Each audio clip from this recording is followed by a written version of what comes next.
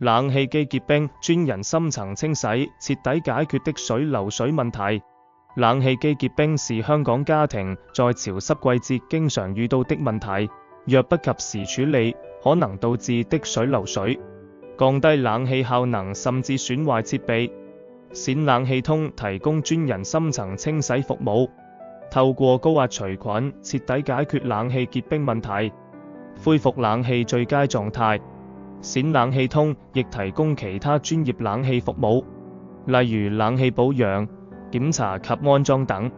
冷氣機結冰的常見原因：爐網長期積塵，造成空氣流通不暢；冷媒不足或泄漏，使系統溫度不均衡；蒸發器堵塞，降低散熱效能，引起結冰。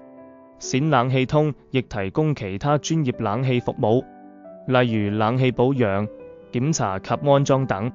為什麼冷氣結冰需要專業深層清洗？冷氣結冰問題通常無法透過一般清潔徹底解決，專業深層清洗能深入清潔冷氣機內部的霉菌、細菌及污垢，並利用高壓除菌技術徹底解決滴水漏水問題，提升冷氣機效率並延長使用壽命。冼冷氣通亦提供其他專業冷氣服務，例如冷氣保養、檢查及安裝等。實用技巧：自行處理冷氣機結冰的方法，定期清潔爐網，每月拆下爐網清洗，避免堵塞。